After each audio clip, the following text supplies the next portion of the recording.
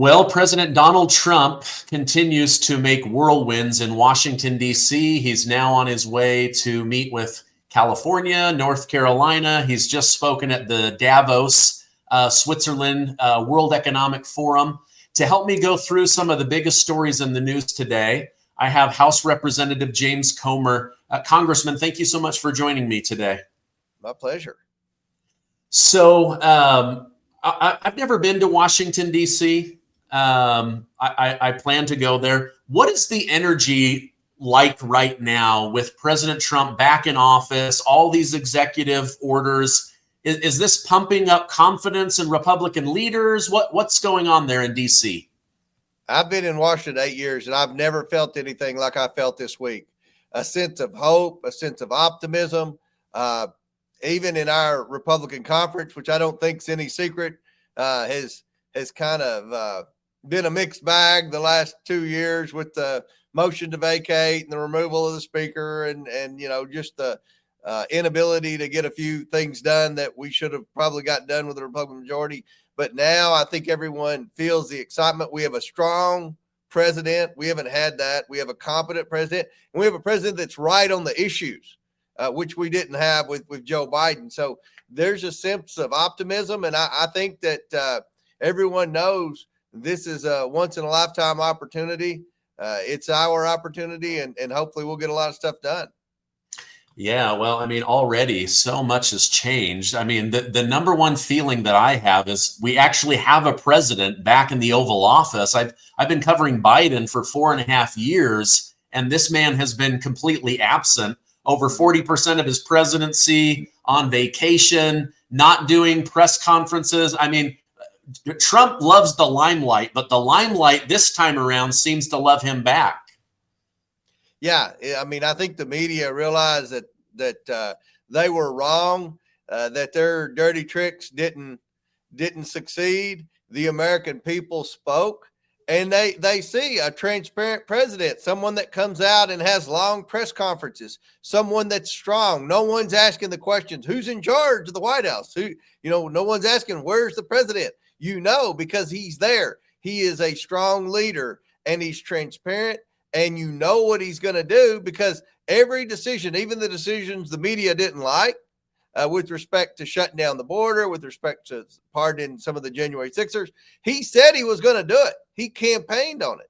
He was very transparent about everything that he's done the first 3 days. And I think that the media realized that there's a new sheriff in town, and they better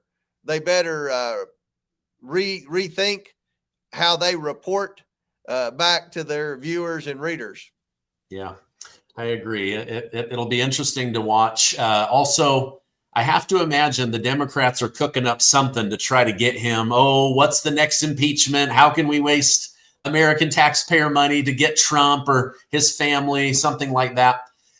Just for some background for my audience, Congressman Comer is the representative in the beautiful state of Kentucky. Sir, you authored a book, All the President's Money, investigating the secret foreign schemes that made the Biden family rich. When did you personally become aware that President Biden and his family were using Vice President Joe Biden's position to bring in huge amounts of money from foreign countries? Well, we knew when the House flipped and I became chairman of the committee 2 years ago, we knew that Biden's family had been influence peddling, but we honestly thought, like most people in Washington, that the money didn't change hands while Joe Biden was vice president, because that would be like the biggest public corruption scandal in the history of America if they had taken money while he was vice president. We thought the money happened in 2017 and 2018, but the first thing I did was I subpoenaed the what's called suspicious activity reports from the Treasury cabinet to be able to go in and view them, because I have a banking background and I understand what bank violations are, where a lot of people don't. And then I subpoenaed the bank records of a couple of these LLCs that we had read in the Johnson and Grassley report, in Miranda Devine's book, that some transactions had taken place in some LLCs. They got that information from the laptop. So once we got the bank records in, once I viewed the suspicious activity reports, which were the 170 bank violations that 6 different banks had filed against the Bidens in Treasury, I realized, oh my gosh, this money didn't happen after he was vice president. This money happened while he was vice president. The last 2 years, which were the, I only subpoenaed bank records for 2014, 2015, and 2016 while he was president. My bank records go from 2014 to 2020. Couldn't subpoena anything while he was president, but what we got was as far back as we could possibly get. Nobody thought we would get, but we were astonished to see that they had taken tens of millions of dollars while he was vice president. Then when we started digging more and bringing people in for depositions and interviews, then we realized that Joe Biden met with all these people, and then days later, money would start transferring into Biden family accounts. And then, of course, we realized once we traced the laundered money that 10 different Biden family members, including Joe Biden, received incremental payments through these schemes. And that's why Joe Biden pardoned 6 of his family members, because of the work that we did on the Oversight Committee to determine that this is, in fact, the Biden crime family. So it wasn't, as the president said, I'm worried about them being harassed. Trump's going to go on this revenge tour. It really was, wait a minute, Representative Comer and his colleagues, they have the receipts. They've got the suspicious activity reports. They've got the banking info. We're busted. We're done. And I think my book had a lot to do with that too. All the President's Money came out a week before Donald Trump was sworn in. So Joe Biden had 1 week remaining. And in the book, it lists the spouses. Nowhere before had it listed the spouses. We had just said there were 10 family members. And I argued, I wanted to list the spouses' names more. And of course, and then the grandchildren's name that were getting money were under 18. But in the book, it's a forensic accounting of what they did, and it lists the spouses' names, and nowhere else are the spouses' names listed, the spouses that he pardoned. And people were just so shocked. We were sitting there when Donald Trump was getting sworn in, is when it all popped up on our phones, and it's Republican, Democrat. We're all sitting beside, each other, lined up there, and everybody's looking like, what they thought he would pardon Jim Biden, because, the investigation focused a lot on Hunter Biden and Jim Biden, but they're like, why did he pardon? The Democrats are like, why did he pardon these other family members? Well, my book explains why. They were part of the grift. They were accepting money that had been laundered. And this isn't my word, bank laundering money. These are 6 different banks turned in the Bidens for money laundering. Everybody else in the history of America that's got caught money laundering is in jail, except the Biden family. And then in the end, Joe Biden knew, okay, they've caught us. Trump's Department of Justice could easily go after this. Some U.S. attorney in some of these states could easily go after him. So he did a blanket preemptive pardon for the spouses who had never even been mentioned anywhere other than my book. Wow. Okay. Interesting. I wondered, I kept thinking, I've not seen these names. I follow these stories pretty regularly. Yep. Why? Again, I don't have any background in running a committee or doing these forensic investigations, but why was it so hard to get information you needed to prove the Bidens were raking in foreign dollars? Was the family fighting you? Were the banks fighting you? Was the White House legal team fighting you? Help me understand that. Well, the banks were the most supportive entity out there because the banks did everything right. The banks knew that once this got out, they could be in a lot of trouble. So they wanted to stay on top of it, and they complied with 100% of my subpoenas. They turned over everything, even though Biden's legal team was threatening them. Biden was threatening him with fury from the bank examiners and everything else. They did what they were supposed to do. When they caught these financial crimes, they turned them in. 170 reports, 170 instances from 6 different banks. And these aren't banks like my family was involved in Kentucky and Tennessee. These are Bank of America, Wells Fargo, JP Morgan, Cathay Bank, the biggest banks in the world filed these reports saying that we believe our client, who, by the way, is the son of the sitting vice president of the United States, may have committed money laundering, may be accepting bribes from China. I mean, these banks called out, this money that's going through this account says it's a investment company, but there are no investments in it. So in other words, it's a shell company.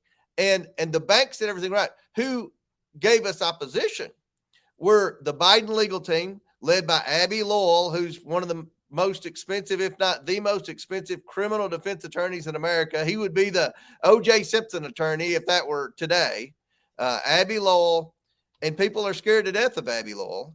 And then, of course, the White House counsel, they would not turn over any information. They told the National Archives they can't turn over anything. They never would turn over anything. And then the media, the legacy liberal media, they would get orders from, the George Soros groups to issue a statement right before we would bring someone in for a deposition. I remember right before we brought in this Eric Sherwin, who was the bookkeeper for Hunter Biden and Joe Biden, and Hunter Biden was paying for his services, which is, that's a huge benefit, tens of thousands of dollars, if not more, of a benefit to Joe Biden, that his son, through his influence peddling schemes, was paying for his bookkeeping and all his financial disclosure forms and all of that stuff. He gave really good testimony in the deposition. It was about an 8-hour deposition, but before he got sworn in, CNN and MSNBC had stories up saying the deposition was a failure, that he said Joe Biden didn't know anything. And that's not what he said, in the 6th hour and 7th hour, but they got ahead of the news cycle.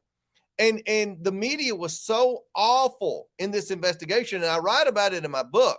The media should be ashamed of themselves, because there was no curiosity whatsoever from the media about what the Bidens had done. There was just obedience to copy and paste whatever they were told to print. And they were just disinforming and lying to their readers and their viewers about what we were finding. And it was so hard to explain to the American people. I would go on Hannity's show once or twice a week for a 4-minute clip. And Hannity would talk about 3 minutes, and I'd get about 60 seconds in. And it's hard to describe a very complicated financial scheme in 60 seconds, especially when you grew up in Appalachia like I did, and you talk a little slower. Yeah.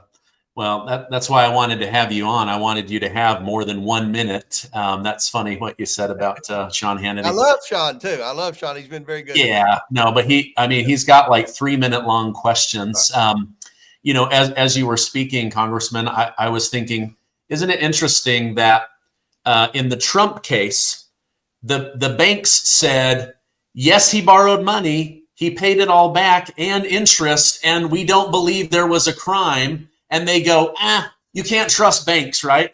But then you have these banks that say, we filed over 100 suspicious activity reports. We believe that there's money laundering happening with the sitting president's family. And they go, you can't trust banks. Like, it's crazy.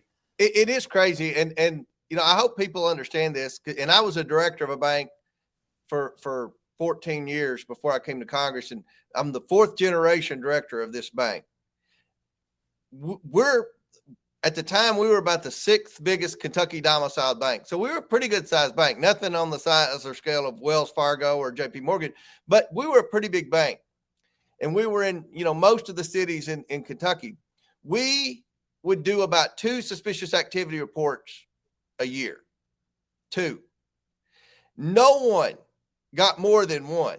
And I talked to bank people, and I've talked to Jamie Dimon at JP Morgan. I've talked to the CEOs of the biggest banks and the smallest banks. No one's ever heard of anyone that got more than 1 or 2 suspicious activity reports. Hunter Biden and Jim Biden got over 170. That's unprecedented. That should be in the Guinness Book of World Records. And let me tell you, a bank will not file one of those on a prominent person, because that's an invitation for the bank examiners to come in the bank. And the last thing a bank wants to see is a bank examiner rolling in 2 wheels, asking a bunch of questions, because they have to, lawyer up, and they have to do all this compliance work. and it's a burden on the bank. So this was a serious thing in itself, just the number of suspicious activity reports, and the media tried to act like, oh, it's like an overdraft fee, everybody gets one, and that just wasn't true. Oh my gosh. Wow. Yeah. I used to work in the insurance industry for about 15 years. And if we ever had suspicion that there was money laundering or foreign corruption or money from mobs, mafia, whatever, we by law had to report that. And in my 15-year career, I was only suspicious of one person. So 170 is, yeah, that's a Guinness Book of World Records. Yep. As you dug in, did you get the feeling that this was Hunter milking his dad's name and position, or were the two of them coordinating in order to use his name and position? There's no doubt Joe Biden was the ringleader. There's no doubt. I mean, there's no way Hunter Biden could set up meetings with President Z and set up meetings with all these oligarchs in Romania, in Kazakhstan, in Russia, in Ukraine. There's no way without Joe Biden. And every single person, I highlight this in the book, All the President's Money, that I say who these people are. And I would say on TV, because I'd have to talk real quick, on Fox, but I would say these are bad people from bad countries that have wired millions of dollars to the Biden family. And when I say bad people, I get I have plenty of pages to write about them in the book. These were corrupt oligarchs, like the Russian oligarch, Yatalina Bartarina.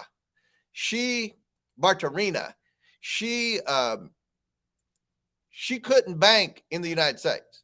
She was banned from banking in Europe. They would seize your assets in Europe. She was afraid Russia was going to seize her assets for the upcoming conflict with Ukraine to pay for the war. She was in, very, I'm going to say, suspicious business activities in Russia. So she needed a bank in the United States. Hunter led her to believe, somehow Hunter Biden finds out about her and convinces her that he can help her get money, get a bank that will bank her. Remember, if a bank doesn't want to bank you and you've got billions of dollars, then there's a problem there, because the bank makes a fortune. Bank makes a lot more money off a billionaire than they do, some guy that works at Waffle House behind the grill. So, they want people like this Russian oligarch. But what she didn't know was that the banks were wanting to kick Hunter out. Hunter just lied to her, but he couldn't nail the deal down. So he arranges a dinner in Washington, D.C. with Joe Biden while he's vice president of the United States. He goes in there, has dinner with her for 3.5 hours. And we got that from testimony from Devin Archer when we brought him in for a deposition. And what's fascinating about this, Joe Biden said that never happened during the campaign. He said he never met with her. And then the Secret Service rolls, there was a blank there for 3.5 hours. Nothing. There was nothing. So they clearly knew he wasn't supposed to be meeting with her. He clearly wanted to be able to say there was no evidence he ever met with her. They covered it up. He met with her. The next day, she started wiring money. And over a few days, $3.5 million went into an LLC for Hunter Biden. And remember, Hunter was paying for a lot of stuff for Joe, like bookkeeping and legal fees, and according to the laptop, landscaping and other things that we would have had to have been able to access Joe's checking account to prove that. But we do know the legal fees and the CPA fees. So, this was a big deal that Joe Biden lied about. But everybody that was sending them money were people in trouble. They were needing a prosecutor fired. They were needing to get out of an investigation case in Romania. I mean, they were all scoundrels. Yeah. I had a guest on, and I'm sad I can't think of who it was, but they were saying that Biden had always wanted to be president of the United States, and he wanted to create this Biden family dynasty. Mm-hmm. And at one point out in Delaware, he bought this really expensive house where they could hold parties, almost like a mini Mar-a-Lago.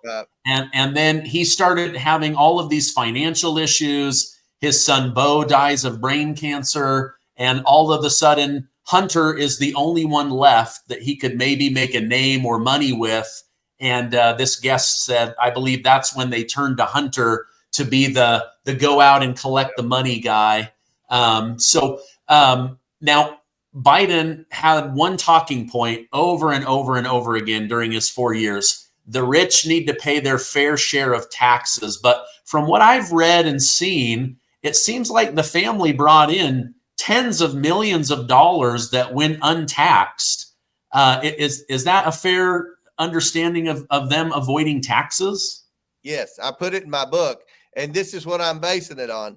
The Irish whistleblowers, Gary Shapley and Joseph Ziegler, who came forward because of our investigation, they said they blew the whistle and said the IRS knew the Bidens were doing all this. They knew they were shell companies because the banks said it. I mean, it wasn't a hard investigation. The banks had already caught them. And the IRS did what they're supposed to. You know, there's mechanisms in place to catch this stuff. People say, we need to fix it to where the people can get caught doing this. They were caught. It's just they were told to stand down. And the Irish whistleblower said all this money that came in that they were laundering through the LLCs, they were saying these LLCs were real businesses when they weren't. So they were paying for their groceries. They were paying for their homeowners fees. They were paying for vacations, dog grooming, all sorts of things. And they were writing them off as business expenses. And those aren't business write-offs because it wasn't a real business. Therefore, they would show on their taxes, you know, like the LLC broke even or maybe even lost $1,000, when in fact, you couldn't write off any of that. So the whole $27 million plus $8 million in loans that we found they got that they never paid back, that's a whole nother deal. That's $35 million. That, according to the Irish whistleblowers, they never paid a penny of taxes on it. So if that's the case, this family owes easily another $10 million, and it could be $15 million with penalties and interest and fees. So for Joe Biden to say we need to double the size of the IRS to go after the tax cheats is the most hypocritical statement that's ever been made by President of the United States. If he wants to go after tax cheats, he just needs to look around the Thanksgiving table at his house in Delaware, because right there's a pretty darn good start. Yeah, wow. I know what we'll do. We'll say everyone else needs to pay their taxes, and then they won't look at us. Right. Oh, man. Today I read that reporter Mark Caputo, formerly from Politico News, said that he and others were actively blocked from writing negatively about Biden. Do you believe the mainstream media played a role in downplaying these crimes, saying that this was conspiracy theory, that this was Republican overhype or misunderstood, and that the president was complying at the highest levels? What was the media complicit in this cover-up? 100% complicit.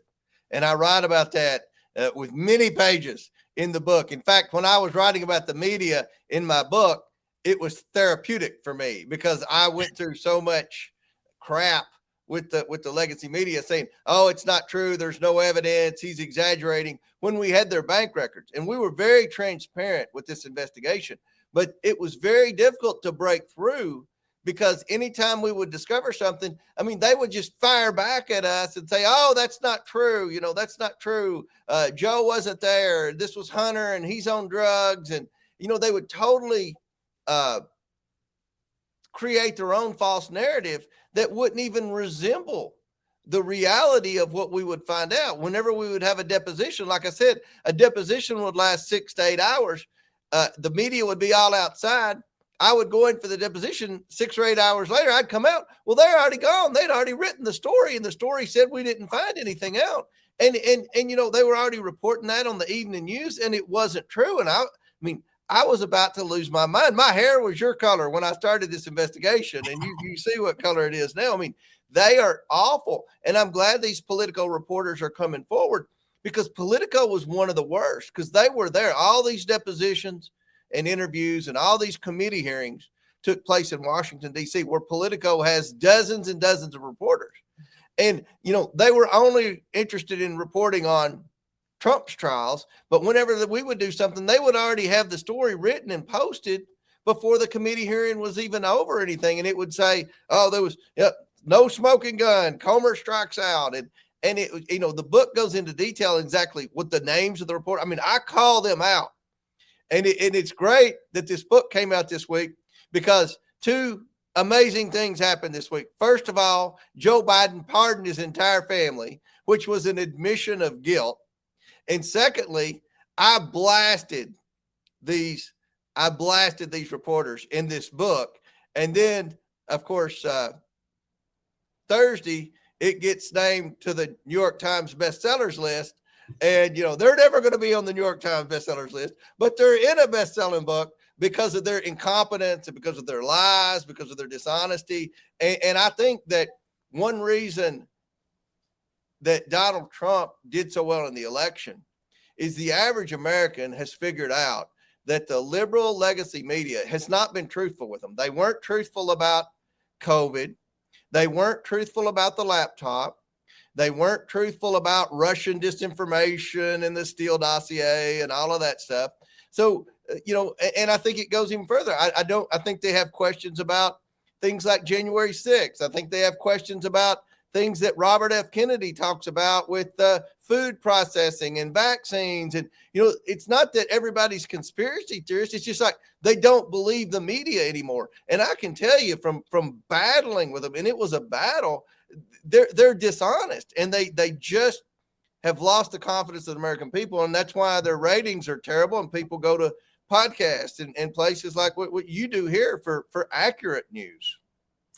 Yeah, I was going to say, like one thing, maybe to pass back to your Republican colleagues is if you can only get a minute on prime time or a 5-second soundbite, come to these podcasts because Bloomberg News is saying President Trump won because of the podcasts that he went on. I found that interesting. Your colleague Tim Burchett had a good gotcha this week that was trending on Twitter, where I believe it was CNN. He said, "You guys lie all the time. That's why more people watch Cartoon Network than you." I was being mic'd up in the studio at CNN. That was the next show after that was Pam Brown's show, and Pam's from Kentucky, and I know her family real well. So I was hearing what he was saying during that interview, and so was she, and everybody about fell over when he said that. And I was trying not to laugh because I was like, yeah, I wanted to say amen, brother. I mean, that was 100% right. Yeah. All right. In our final minutes together, it seemed like in the last 10 days, President Biden started putting out letters and press releases about all of the good he had allegedly done, the issues that he took up and fought for the American people. The whole thing felt like he was trying to rewrite history, not for you and me, but for maybe 10, 15, 20 years from now when they look back, that maybe that stuff will be picked up versus what Trump is saying. Do you think that he is trying to rewrite history of his family? Of course he is. But I can assure you, history will not be kind to Joe Biden. If there was any doubt, that doubt should be put to bed with his last act as president of the United States is when he pardoned his entire family for preemptively, which was an admission of guilt, admission of everything that I said in the book, everything I said on all the interviews I gave over the 1.5-year long investigation. This family was peddling access to Joe Biden, to our adversaries around the world, to the tune of tens of millions of dollars. And at the end of the day, they never paid a penny of taxes on it. That will be Joe Biden's legacy as the most corrupt president in the history of the United States. Oh, your lips to God's ears, because covering him and then feeling like he got away with something. If we can't impeach him, can we at least tell the truth and let people see what he was really about? Representative Comer, I know you got to get on to other things. I appreciate you coming on. I'm going to put a direct link to All the President's Money. I recommend you go get it if you want to really understand the Biden crime family and how they enrich themselves. Thank you so much. I hope you'll come on the show again in the future, and I hope you have a great rest of your day. I'd love to. You got a big audience, and they seek the truth. So I want to talk to you more. I appreciate it. Yes, thank you.